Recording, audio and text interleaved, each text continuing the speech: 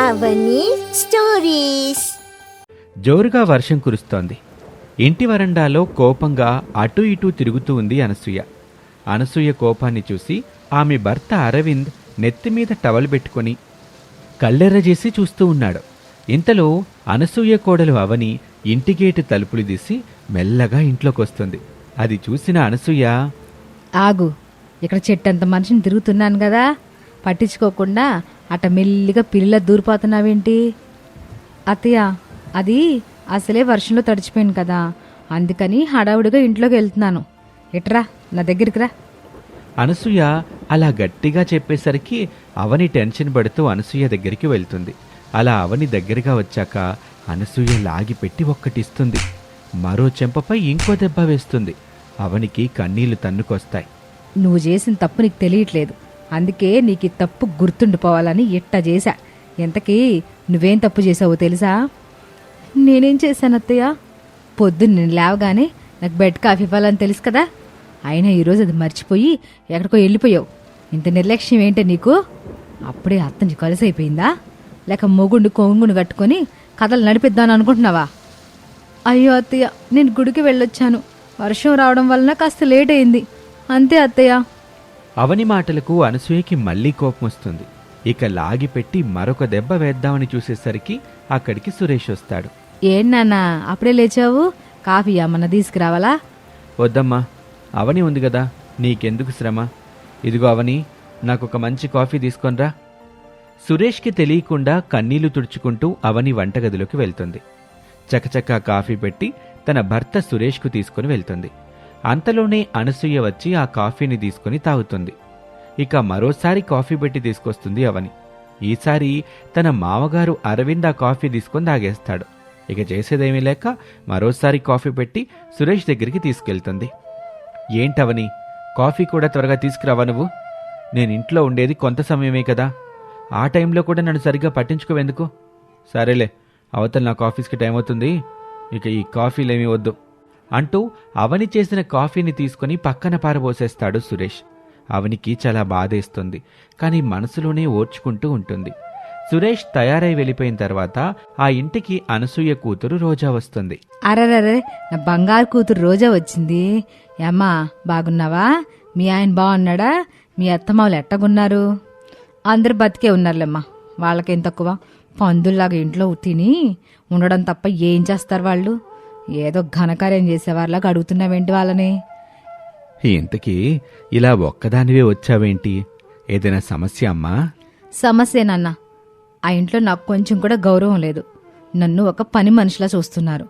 నాకొచ్చే కోపానికి ఆ ఇంట్లో అందరినీ చంపేసి జైలుకి వెళ్ళాలనిపిస్తుంది, కానీ మౌనంగా ఊరుకుంటున్నాను. నేనేం చేయాలో నాకు అర్థం అవట్లేదు. ఏంటి ఆ మాటలు? కాస్త మౌనంగా ఉండటం నేర్చుకో. ఎక్కడ పడితే అక్కడ ఇలాంటి విషయాలు వాగొద్దని చెప్పానా? ఇలా ఉంటే ఎలా నువ్వు? ఓ, వదిన ఇక్కడే ఉంది కదా, మర్చిపోయానులే. వదిన, నువ్వు వెళ్ళి వంటగదిలో పని చేసుకోపో. అలాగే నాకు ఒక ఆరెంజ్ జ్యూస్ చేసుకొని తీసుకొని రా, సరేనా? అలాగే, తీసుకొస్తాను అంటూ అవని వంటగదిలోకి వెళ్తుంది. అవని అలా వెళ్ళిన తర్వాత రోజా కోపంతో రగిలిపోతూ ఉంటుంది. నా అత్తింటి వాళ్ళు చెత్త కన్నా దారుణంగా ఉన్నారమ్మా, వాళ్ళని ఏదో ఒకటి చెయ్యాలి. కొంపదీసి చంపడం అలాంటివేం చేయలేదు కదా? నీ సంగతి నాకు తెలిసే, మా కోపిష్టిదానివి నువ్వు, కోపంతో ఊగిపోయేదానివి, అంత పని చేసినా చేస్తావు. నా కూతురు గురించి నువ్వు తక్కువగా మాట్లాడబాకు. అదేం చేసినా చాలా ఖచ్చితంగా చేస్తుంది, ఏదీ మిస్ అవ్వదు. సరేగాని నీ కోళ్ళేంటి అలా ఉంది? నేను పుట్టింటికొచ్చాను కదా, ఏమైనా నోరు లేస్తుందా? అదేం చేతదే, వంటగదిలో కుక్కిన పెయిన్లా పడుంటేను అది నోరు లేపితే నేను ఊరుకుంటానా ఏంటి? దాన్ని నాలుగు కోసేను. సరే అవనే, ఎక్కడ చచ్చావే? అమ్మాయి జ్యూస్ తీసుకురామని గంట అవుతుంది, ఇంకా తీసుకురాలేదేంటి? అలా అనసూయ అరిచేసరికి జ్యూస్ తీసుకుని భయం భయంగా వస్తుంది అవని. రోజాకి జ్యూస్ గ్లాస్ ఇస్తుంది. అది కాస్త తాగిన తర్వాత ఆ జ్యూస్ని అవని ముఖంపై కొడుతుంది. చిచ్చి, ఇదేం జ్యూసు? తీపి లేదు, పాడులేదు. ఇంటికి నేను రావడం ఇష్టం లేక ఇట్లాంటి పనులు చేస్తున్నావు కదా వదినా? అయినా ఇది నా పుట్టిల్లు, నేను ఎప్పుడైనా వస్తాను, ఎప్పుడైనా వెళ్తాను. అడగడానికి నువ్వెవరు? ఇంటికి మధ్యలో వచ్చిన దానివి, మధ్యలోనే ఉండు. అది నా కూతురంటే అట్టా ఉండాలి. నీ వదిన మహా కంత్రినే, మన దగ్గర నోరు లేపదో, దాని మొగుడి దగ్గర మాత్రం మన విషయాలన్నీ పోసగుచ్చినట్టు చెప్పుద్ది. అదే నాకు కూడా అనుమానంగా ఉంది. ఈ మధ్య వాడు నాతో అసలు మాట్లాడమే లేదు. నాతో అయితే సరే, వాళ్ళ అమ్మతో కాసేపు కూర్చొని కూడా మాట్లాడడం లేదు. ఈ వాగలాడు ఏం ముందు పెట్టిందో ఏంటో, ఆడసలు ఉలుకు పలుకులు లేకుండా వెళ్ళిపోతున్నాడు. ఏవే, నా కొడుకుని ఏం చేసావే? నువ్వేం చేసినా నా దగ్గర నీ పప్పులు ఉడకో, అది తెలుసుకో. అత్తయ్య, అందరూ కలిసి నన్ను అన్ని మాటలు అంటారేంటి? నేనేమైనా మిమ్మల్ని బాధ పెడుతున్నానా? మీరు అడిగింది చేసి పెడుతున్నాను కదా. పని మనిషి కంటే హీనంగా చూస్తున్నారు నన్ను. కనీసం కొంచెం కూడా నాపై జాలి చూపించట్లేదు. అబ్బబ్బబ్బో, వచ్చిందండి వాగలాడి. ఇది ఈజిప్ట్ మహారాణి, దీనికి మర్యాద ఇవ్వాలి. ఏమండి, నీ కోడలకు మర్యాద కావాలంట. అవునా? అయితే మార్కెట్కి వెళ్ళి ఒక 4 కిలోలు తీసుకురానా? మర్యాద 4 కిలోలు సరిపోద్దా? ఇంకో 2 కిలోలు ఎక్కువ తీసుకురావాలా? ఊరుకోండి నాన్న, ఇక చాలు గాని. ఇదిగో వదినా, మా విషయాలు మా దగ్గర ఉంచితే బాగుంటుంది. అనే దగ్గరికి తీసుకెళ్ళావనుకో, ఇక ఏం జరుగుతుందో తెలుసు కదా. అలా జరిగితే 4 చీరేను ఎలా వెయ్యలు. అమ్మాయికి రూమ్ సిద్ధం చేయి. ఆ బాత్రూమ్ బాగా నీట్గా కడిగిపెట్టు, సరేనా? అలాగే. అమ్మా, కూతురు పుట్టింటికొస్తే స్పెషల్ వంటకాలు ఏం చేయించురా? అయ్యో, అట్టా వంటావేంటి బంగారం? నీకోసం నాటుకోడి పులుసు, బిర్యానీ చేయిస్తాలే. అవంటే నీకు ఇష్టం కదా, కడుపు నిండా తింది గాని, సరేనా? అది మా అమ్మ అంటే. ఇదిగో నిన్నే. చెప్పండి అత్తయ్య. అమ్మాయి చెప్పి వినిపించిందిగా, ఆ వంటలని సిద్ధం చేసి పెట్టు. అట్టాగే నా బాటలు కొన్ని ఉన్నాయి, వాటిని కూడా ఉతికి పెట్టాలి. అత్తయ్య, అది అది ఏంటి నసుగుతున్నావు? చెప్పి సావు. వర్షం ఎక్కువ అవుతుంది కదా, ఇప్పుడు బట్టలు ఉతికితే. ఏంటమ్మా నువ్వు మరీ ఇంత తెలివి తక్కువ దానిలా ఉన్నావే? వర్షానికి బట్టలు ఉతకడానికి సంబంధం ఏంటి చెప్పు? ఓ, బట్టలారడానికి గాలి ఎండ లేవనా? అయితే మార్కెట్కి వెళ్ళి అవి కూడా ఒక 6-7 కేజీలు తీసుకురానా? అరవింద్ అలా అనేసరికి అనసూయ రోజా ఇద్దరు నవ్వుకుంటారు. వాళ్ళలా పగలబడి నవ్వుకుంటూ ఉంటే అవని మౌనంగా తలదించుకొని లోపలే కుమిలిపోతూ ఉంటుంది. ఇక ఏమీ మాట్లాడకుండా వంటగదిలోకి వెళ్తుంది. వంట చేస్తూ ఉండగా ఒక్కసారిగా కళ్ళు తిరిగి కింద పడిపోతుంది. అవని పడిపోవటం చూసి అరవింద్ కేకలేస్తూ అందర్నీ పిలుస్తాడు. ఏమై, కోడలు కింద పడిపోయిందే? అమ్మా, కొంపదీసి సచ్చిందా ఏంటి? అదే జరిగితే నీ అన్నకి ఇంకో పెళ్లి చేసి కట్న కానుకలు దొబ్బేను. నీ వదిని ఇప్పుడిప్పుడే సావదలే, అది చచ్చే రకం కాదు అంటూ ముగ్గురూ కలిసి అవని చేతులు పట్టుకుని లాక్కుని గదిలోకి తీసుకెళ్లి పడేస్తారు. కాసేపటికి డాక్టర్ని పిలుస్తారు. డాక్టర్ వచ్చి అవనిని పరీక్షించి తను గర్భవతి అయిందని చెప్తాడు. ఆ విషయం తెలిసి అవని ఉబ్బి తబ్బిబ్బైపోతుంది. ఎంతో సంతోషపడుతుంది. డాక్టర్ వెళ్ళిన తర్వాత, ఓ మూర్సిపోబాక, గర్భవతి అయినంత మాత్రాన నువ్వు ఇంట్లో పనులన్నీ ఆపాల్సిన పనేం లేదు, వెళ్ళి పని చేయి. అలాగే అత్తయ్య అంటూ ఆనందంగా అవని పనులు చేయటానికి వంటగదిలోకి వెళ్తుంది. ఇక అవని గర్భవతి అయిన సంగతి తెలియటంతో రోజాకి బాధగా అనిపిస్తుంది. ఇప్పుడేమైందని అట్టాగున్నావు? అది గర్భవతి అయితే నీకేంటి బాధ? నువ్వు ఊరుకమ్మా, అన్నీ తెలిసి మళ్ళీ నన్నడుతావు. వదిన గర్భవతి అని తెలిస్తే అన్నయ్యకు ఊరుకుంటాడా? కాలు కింద పెట్టనివ్వడు. ఇక రేపొద్దున పిల్లలు పుడితే నన్ను అసలు పట్టించుకోడు. ఇక వాడి పెళ్ళం వాడి పిల్లలు అవేగా చూసుకుంటాడు కదా. వచ్చే జీతం డబ్బులు కూడా వాళ్ళ అమ్మకి ఇవ్వడు. నాకు ఆ విషయం తెలుసు కదా. ఏ ఆపండే మీరు, వాడు నా కొడుకే. అన్ని ఎట్ట తిప్పుకోవాలో ఏం చేయాలి నాకు బాగా తెలుసు. మీరేం కంగారు పడబాకండి. సరేలే, అది చూద్దాంగా. అరవింద్ అలా అనగానే అనసూయ అక్కడి నుంచి వెళ్ళిపోతుంది. అనసూయ వెళ్ళిన తర్వాత రోజా తన తండ్రి అరవింద్ని పట్టుకుని బాధపడుతూ ఉంటుంది. చూడమ్మా రోజా, అలా కంగారు పడకే. నువ్వెవరివి? నా కూతురివి, అనసూయ కూతురివి. నీకు తెలుసుగా ఏం చెయ్యాలో, అది చేస్తే సరిపోతుంది. అలా బెంగపడితే ఎలా చెప్పు? నేనింకా 2 వారాలు ఉంటాను కదా, అంతలోపు వదని సంగతి చూస్తాను. వదనికి పిల్లలు పుట్టే ఆశని ఒక ఆశగానే ఉండనిస్తాను. అయితే ఆ పనిలో ఉండు మరి. అలా అనగానే రోజా ఆవేశంగా వంటగదిలోకి వెళ్తుంది. వంట పని చేస్తున్న అవని వైపు చూస్తుంది. అవనితో ఏమీ మాట్లాడకుండా కాస్త జారినట్టు, కాళ్ళు పట్టేసినట్టు నటిస్తూ ఉంటుంది. అబ్బబ్బబ్బా వదినా, నా కాళ్ళు పట్టేసే, నా వల్ల అవడం లేదు. కాస్త నన్ను నా గదిలోకి తీసుకెళ్ళు. అలాగే, నువ్వేం బాధపడకు రోజా, నొప్పిగా ఉంది, కాస్త ఓర్చుకో, నేను తీసుకెళ్తాను. గదిలోకి తీసుకెళ్లిన తర్వాత నొప్పి ఎక్కువైపోయినట్లు ఇంకాస్త ఎక్కువగా నటిస్తూ ఉంటుంది. వదినా, నా కాళ్ళు ఆగిస్తున్నాయి, కాస్త నొక్కు. అయ్యో, నువ్వు జాగ్రత్త, నీ కాళ్ళు నొక్కుతా ఉండు. అలా అవనితో కాళ్ళు పట్టించుకుంటుంది రోజా. ఇక ఆ తర్వాత వంటగదిలోకి వెళ్ళి పనులన్నీ చేసి అలసిపోతుంది. ఆ తర్వాత ఇంట్లోని బాత్రూంలు కడిగి అవన్నీ చేసిన తర్వాత అవనికి విపరీతమైన నొప్పి పుడుతుంది. అయ్యో అమ్మా, నా వల్ల కావడం లేదు. అత్తయ్య, మావయ్య, రోజా, నన్ను ఆసుపత్రికి తీసుకెళ్ళండి, నా వల్ల కావడం లేదు. అలా బిగ్గరగా అరవకమ్మా, పక్కింటి వాళ్ళకి వినబడితే నిన్ను మేమేదో చేస్తున్నాం అనుకుంటారు. అలా గావు కాకలు పెడతావింటే పొద్దున్నేగా డాక్టర్ని పిలిపించా. మళ్ళీ డాక్టర్ గారు రావాలంటే ఎంత ఖర్చు అవుద్ది? నీకేం కాదులే. అత్తయ్య, నా వల్ల అవడం లేదు, నొప్పికి తట్టుకోలేకపోతున్నాను, కాపాడండి అత్తయ్య. నొప్పికి తట్టుకోవద్దునా? చిన్న నొప్పికి తట్టుకోలేకపోతే ఎలా చెప్పు? గర్భవతి అయ్యానని పొంగిపోవడం కాదు, ఇలాంటి నొప్పులను కూడా తట్టుకోవాలి. అవని కడుపు నొప్పికి తట్టుకోలేక తల్లడిల్లిపోతూ ఉంటుంది. కొంతసేపటికి బాధపడుతూనే ఉంటుంది. ఇంతలో రోజా ఒక మందు బిళ్ళ తెచ్చి అవని నోట్లో వేసి నీళ్లు పోస్తుంది. ఆ మందు తిన్న తర్వాత అవని నిద్రలోకి జారుకుంటుంది. ఏం చేశావే? దాన్ని చంపేశావా ఏంటి? లేదులమ్మా, మత్తు మంది ఇచ్చాను అంతే. అనసూయ, రోజా, అరవింద్ అవనిని అలా చూసి నవ్వుకుంటూ ఉంటుంటే అప్పుడే అక్కడికి సురేష్ వస్తాడు.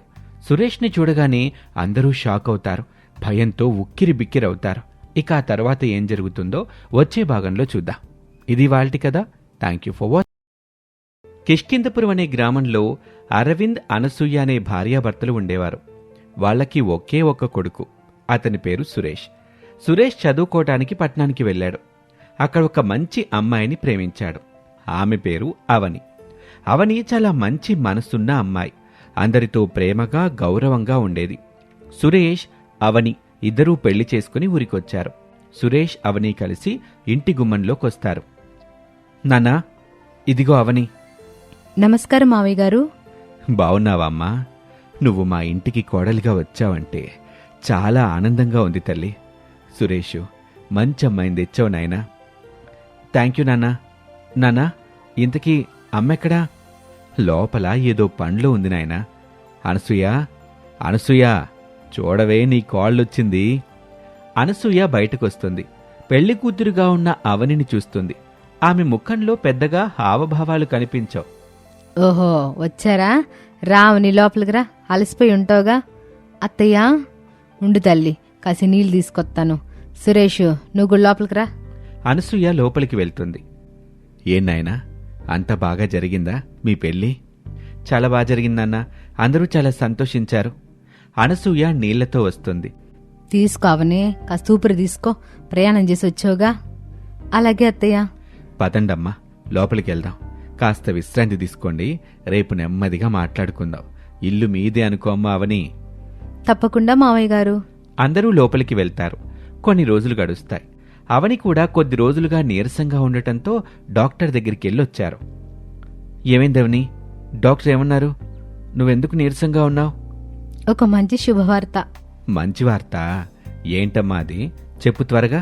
మేము త్వరలోనే అమ్మా నాన్నలం కాబోతున్నాం మామయ్య గారు. అరవింద్ ఒక్కసారిగా సంతోషంతో లేచి నిలబడతాడు. సురేష్ ఆశ్చర్యంగా, ఆనందంగా అవని వైపు చూస్తాడు. నిజంగానే తల్లి, ఎంత సంతోషకరమైన వార్తమ్మా ఇది. దేవుడు మిమ్మల్ని చల్లగా చూడాలి తల్లి. నిజమా అవని? నాకు నమ్మబుద్ధి కావటం లేదు. ఇది నిజంగా చాలా సంతోషంగా ఉంది. అవును సురేష్, ఇప్పుడే డాక్టర్ గారు చెప్పారు.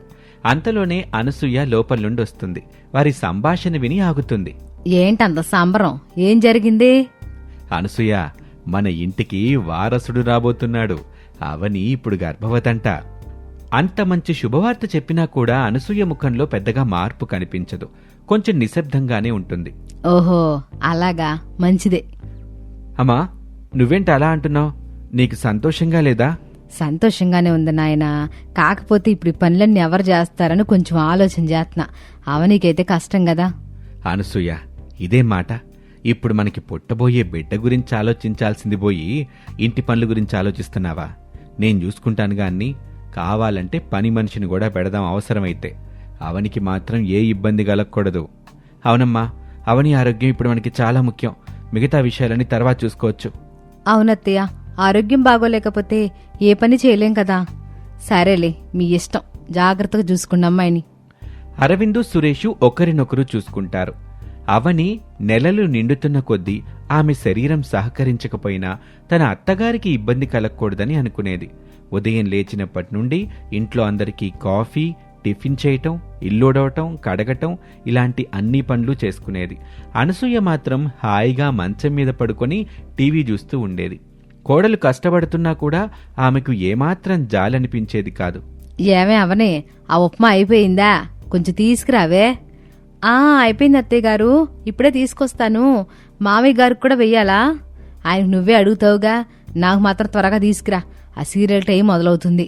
అవని టిఫిన్ ప్లేట్లో వేసుకుని అనసూయకిస్తుంది. తర్వాత అరవింద్ కోసం టిఫిన్ సిద్ధం చేస్తుంది. ఏంటమ్మా అవని, ఏం చేస్తున్నావు? నేను కాఫీ తాగుదామని వచ్చాను. రండి మామయ్య గారు, టిఫిన్ కూడా రెడీ అయిపోయింది, మీకోసం కాఫీ పెడుతున్నాను. నువ్వెందుకమ్మా అంత కష్టపడుతున్నావు? కాస్త నీ ఆరోగ్యం కూడా చూసుకోవాలిగా. ఏం లేదులేండి మామయ్య గారు. అవని కాఫీ తీసుకుని అరవింద్కిస్తుంది. అనసూయ ఇంకా టీవీ చూస్తూనే ఉంటుంది. నడున్నొప్పి రావటంతో కాసేపు ఆగుతుంది. ఏమైందమ్మా, నొప్పిగా ఉందా? కొంచెం ఉంది. ఏమీ లేదు మామయ్య గారు, ఊరికే నాటకాలు వేయబాక, పని చేయాలని లేకపోతే చెప్పొచ్చుగా. అనసూయ, ఏంటలా మాట్లాడుతున్నావు? కడుపుతో ఉన్న అమ్మాయినట్ట అంటావా? కొంచెమైనా దయ ఉండాలి నీకు. నేనేమన్నాను? ఊరికి నొప్పి అంటది పనులు తప్పించుకుందామని. అలా అని కాదత్తయ్య, నిజంగానే కొంచెం నొప్పిగా ఉంది. అవని, నువ్వవేమీ పట్టించుకోబాకు, కాసేపు కూర్చో అమ్మా, నేను చేస్తానులే మిగతా పనులన్నీ. నేనేదో అంటే అందరు కోపం వచ్చేసుద్ది. అరవింద్ బాధగా అవని వైపు చూస్తాడు. ఒకరోజు అవనికి కడుపులో భరించలేని నొప్పి మొదలవుతుంది. అవని కడుపు పట్టుకొని బాధతో మూలుగుతూ ఉంటుంది. ఆమె కళ్లల్లో నీళ్లు తిరుగుతున్నాయి. అనసూయ హాల్లో కూర్చొని టీవీలో సీరియల్ చూస్తూ ఉంటుంది. అత్తయ్య, అత్తయ్య. అనసూయ టీవీ చూస్తూనే ఉంటుంది. అత్తయ్య, నాకు కడుపులో చాలా నొప్పిగా ఉంది. ఏంటి అంత కేకలో? కాస్త ఊరుకో, సీరియల్ చూస్తున్నానుగా. ఎంత ముఖ్యమైన సీన్ నడుతుందో తెలుసా? లేదత్తయ్య గారు, నిజంగా చాలా నొప్పిగా ఉంది, భరించలేకపోతున్నాను. నొప్పి అంటే ఊరికే వస్తా పోతా ఉంటదే, కాసేపు పొడుకో తగ్గిపోద్దులే. నా సీరియల్ చూడటం అయిపోయాక చూస్తానేంటో ఆ నొప్పి, తొందర ఎందుకు? అత్తయ్య, ఒకసారి రండి. అవని బాధతో విలవిల్లాడుతూ ఉంటుంది. అనసూయ మాత్రం సీరియల్ చూడ్డంలో మునిగిపోయి ఉంటుంది. పక్కింటి లక్ష్మి అప్పుడే ఏదో పని మీద అటుగా వస్తుంది. అవని ఏడుపు విని లోపలికి తొంగి చూస్తుంది. అవని పరిస్థితి చూసి, అవని, ఏమైంది నీకు? అనసూయ గారు, అనసూయ గారు, ఒకసారి చూడండి అవనిని. లక్ష్మి గట్టిగా పిలవటంతో అనసూయ విసుగ్గా బయటకొస్తుంది. ఏంటి అంత అరుపులు? ఏం జరిగింది? చూడండి అనసూయ, అవని ఎంత బాధపడుతుందో. వెంటనే మీ ఆయనకి కబురు పెట్టండి, ఆసుపత్రికి తీసుకెళ్ళాలి. అదేం లేదులే, కాసేపట్లో తగ్గిపోయి నొప్పది, ఊరికే కంగారు పడుతున్నారు. ఏంటి మీరెలా మాట్లాడుతున్నారు? కడుపుతో ఉన్న అమ్మాయి అట్లా బాధపడతా ఉంటే మీకు కొంచెం కూడా జాలి లేదా? నేను వెంటనే అరవింద్ గారికి ఫోన్ చేస్తాను. లక్ష్మి వెంటనే ఫోన్ చేసి అరవింద్కి విషయం చెప్తుంది. విషయం విన్న అరవింద్ కంగారుగా ఇంటికొస్తాడు. అనసూయ, ఏంటిది? ఎందుకు పట్టించుకోలేదు ఇంతసేపు? వెంటనే మనం ఆసుపత్రికి వెళ్దాం పదండి. నేనేం చేశాను? ఊరికే బాధపడుతుంది. మాట్లాడబాకు నువ్వు. పదమ్మావని, నేను ఆసుపత్రికి నేను తీసుకెళ్తాను. అరవింద్ వెంటనే ఆమెను ఆసుపత్రికి తీసుకువెళ్తాడు. డాక్టర్లు వెంటనే చికిత్స చేయటం వల్ల అవనికి ప్రాణాపాయం తప్పుతుంది. సురేష్ ఊరి నుంచి రాగానే జరిగిన విషయం తెలుసుకున్నాడు.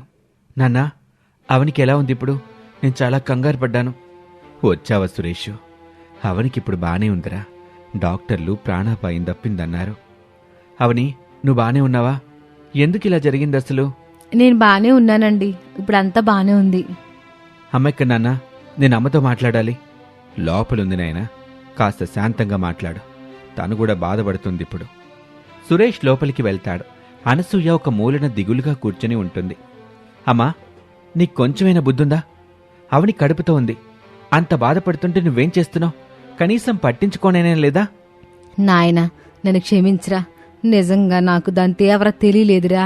సీరియల్ చూస్తా ఉండిపోయాను, నాదే తప్పురా. తప్పు చేశావని నీకిప్పుడు తెలుస్తుందా అమ్మా? కొంచెం ఆలస్యంగా తెలిసింది. ఒకవేళ అవనికి ఏమైనా జరిగితే పరిస్థితి ఏమయ్యేదమ్మా? నాకు చాలా భయం వేసిందిరా. తర్వాత లక్ష్మ ఆంటీ వచ్చి తిట్టాక నాకు బుద్ధి వచ్చింది. నా నిర్లక్ష్యం వల్ల ఏదో జరిగిందని తెలుసుకున్నా. నాన్న నీకెంత చెప్పినా వినమమ్మా. అప్పుడే అరవింద్ కూడా లోపలికి వస్తాడు. సురేష్, కాస్త నెమ్మదించరా. అనసూయ తన తప్పును తెలుసుకుందిగా, ఇందాకటి నుంచి బాధపడుతుందిలే. కాని అమ్మా, ఇంకెప్పుడు ఇలా మాత్రం ఉండకు. తప్పకుండా నాయన, ఇకపై నేను అవన్నీ కంటి రెప్పలా చూసుకుంటా. తనకేం కష్టం రాకుండా చూసుకుంటాను. నన్ను క్షమించు నాయనా. పర్వాలేదులే అత్తయ్య, జరిగింది మర్చిపోండి. అందరం కలిసి సంతోషంగా ఉందాం. నువ్వు చాలా మంచిదానివమ్మా. అదిగో ఇప్పుడైనా మంచి మాట మాట్లాడావు. అవని కొన్ని రోజులకి ఒక అందమైన మగబిడ్డని కంటుంది. ఆ ఇంట్లో మళ్లీ సంతోషం నిండిపోయింది. అనసూయ తన మనవణ్ణి ఎత్తుకుని మురిసిపోతుంది. ఎంత బాగున్నాడో నా మనవడో, అచ్చో నా కొడుకులాగే ఉన్నాడు. కళ్ళు చూడండి ఎంత పెద్దగా ఉన్నాయో. అవునవును. తీసుకో తల్లి, కాసేపు నువ్వు కూడా చూసుకో. నాకైతే కళ్ళు తిప్పుకోబుద్ది కావట్లేదు. చాలా ముద్దుగా ఉన్నాడు కదండి. మనోడికి పేరేం పెడదాం ఆలోచించారా మీరేమైనా? ఇంకా ఏమనుకోలేదు నాన్న, అందరం కలిసి మంచి పేరు పెడదాం. నాకైతే ఓ పేరు గుర్తొచ్చింది. ముద్దుగా చింటూ అని పిలుచుకుందాం. బాగుంది అత్తయ్య, కానీ అసలు పేరు కూడా మంచిగా ఉండాలి కదా. ఈ మనవణ చూస్తుంటే నా జన్మ ధన్యమైపోయినట్టు అనిపిస్తుంది. ఇంతకాలం నేను ఎంత పొరపాటు చేశాను ఇప్పుడు తెలుస్తుంది. అవని వచ్చిన తర్వాతే ఈ ఇంట్లో నిజమైన సంతోషం వచ్చింది. అలా అనకండి అత్తయ్య. బాబుకి పాలు పట్టాలిగా. అనసూయ, నువ్వు కూడా బయటికి రా. అప్పట్నుంచి ఆ కుటుంబం ఒకరికొకరు సహాయం చేసుకుంటూ ప్రేమగా జీవితాన్ని కొనసాగిస్తారు. ఈ కథ ద్వారా మనం తెలుసుకోవాల్సిన నీతేంటంటే, మన స్వార్థం, మన బద్ధకం వల్ల ఇతరులు ఇబ్బంది పడకూడదు. అందరినీ ప్రేమగా చూసుకోవటం, సహాయం చేసుకోవటం చాలా ముఖ్యం. మన తప్పు తెలుసుకొని మారితే అందరూ సంతోషంగా ఉంటారు.